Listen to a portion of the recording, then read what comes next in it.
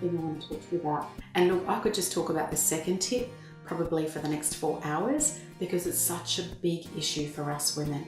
And it's about changing your body image, but changing it in your mind, changing the way that you think about yourself and changing the way that you perceive yourself. So the thing is that we tend to, again, focus on the things about our body that we don't like. We tend to go, gee, you know, I don't have great hair, or no, I don't, I hate my nose. Or, you know, gee, my God, I've got a big bottom or a big ass, you know what I mean? So we tend to put ourselves down constantly. We tend to berate ourselves. We never ever look at the good elements of who we are. We never look at that. And why is that? I think that the issue, well, I think everybody would have different views on it.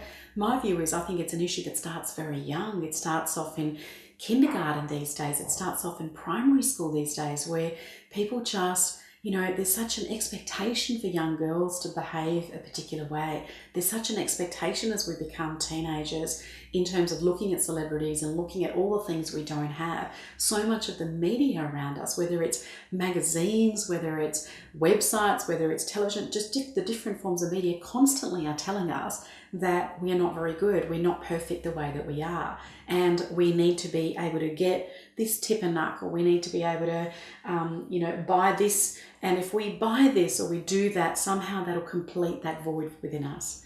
My experience over the years is of the women that I've worked with, some of the women I've worked with honestly could do modeling as a job. They are drop dead gorgeous from a physical aspect.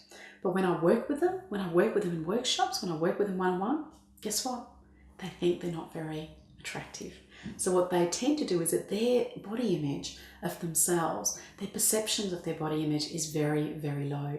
So it's not about what anybody else thinks. It's not about that external. It's about what you believe you are like. And if you looked at some of these women that I'm talking about, you would go, what is wrong with her? Why is she even worrying about what she looks like? I mean, look at her, she's gorgeous. But that is not the point. The point is that she doesn't feel gorgeous. The point is that she doesn't believe that she's gorgeous.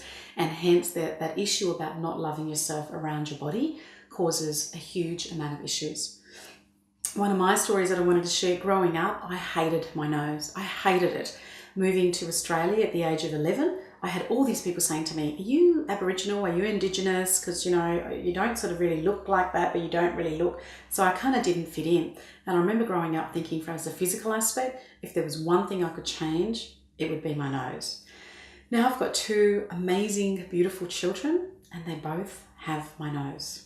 And I think what's hilarious about that is that what we don't learn to accept in ourselves, our children express it. Our children show that either physically or emotionally or in their behavior. So they force us, because I look at their nose and I think it's beautiful now because they're in these tiny little bodies. And so, you know, that's my story, that when you don't really accept it, it's going to rock up. It's going to, you know, come up in other aspects of your life where you're confronted to love it. So you might as well learn to love it yourself.